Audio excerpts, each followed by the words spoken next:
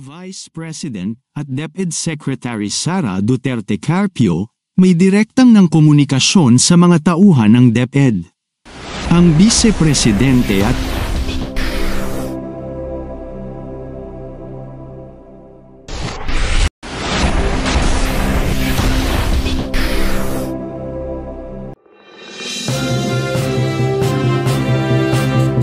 Magandang araw po mga kaguro. Vice President at DepEd Secretary Sara Duterte Carpio may direktang ng komunikasyon sa mga tauhan ng DepEd. Ang Vice Presidente at kalihim ng Departamento ng Edukasyon, DepEd, Sara Duterte, ay nagpahayag ng bagong hakbangin para palakasin ang komunikasyon sa loob ng kanyang departamento.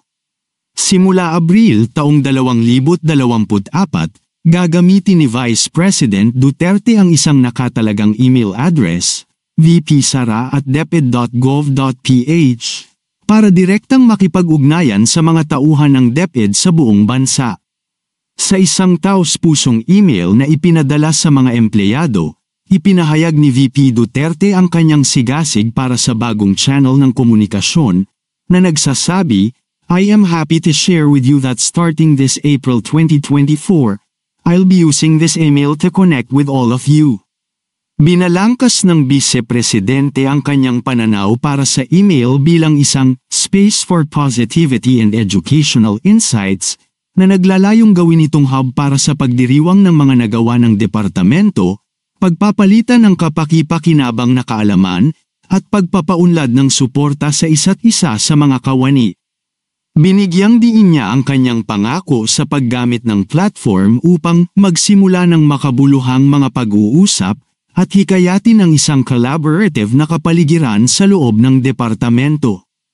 "I look forward to spreading good cheer and sharing exciting innovations with all of you," dagdag niya sa kanyang mensahe.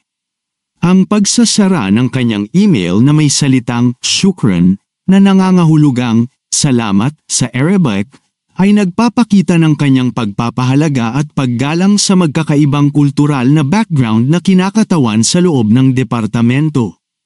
Ang inisyatiba na ito ay bahagi ng mas malawak na pagsisikap ni VP Duterte na gawing moderno at pahusayin ang mga panloob na komunikasyon sa loob ng DepEd na nagsusulong ng transparency at pakikipag-ugnayan ng mga empleyado. Sa pamamagitan ng direktang pakikipag-ugnayan sa mga tauhan ng departamento, nilalayon niyang palakasin ang moral at hikayatin ang isang mas inklusibo at komunikasyong kultura. Ang tugon ng mga tauhan ng DepEd sa bagong inisyatiba ay lubhang positibo, kung saan marami ang nagpapahayag ng kanilang pagpapahalaga sa maagap na diskarte ng Vice Presidente sa pamumuno at komunikasyon. Habang ginagawa ni VP Duterte ang makabagong pamamaraang ito upang makipag-ugnayan sa kanyang mga tauhan, ito ay nagpapakita ng isang makabuluhang hakbang patungo sa pagpapaunlad ng isang mas konektado at motibadong pang-edukasyon na komunidad sa Pilipinas. Kung meron man kayong mga komento tungkol sa mga isyong ito, maaari kayong magbigay ng mga reaksyon sa comment section na makikita sa ibaba ng bidyong ito. Maraming salamat, at kung ikaw ay interesado ng mga bidyong tulad nito, mangyaring suportahan ang channel na ito sa pamamagitan ng pagpindot ng like, pag-share ng mga video, at kung bago ka pa lang sa channel na ito, please subscribe sa channel na ito at pindutin ang notification bell at piliin ang all upang maabisuhan ka para sa mga paparating pang mga videos.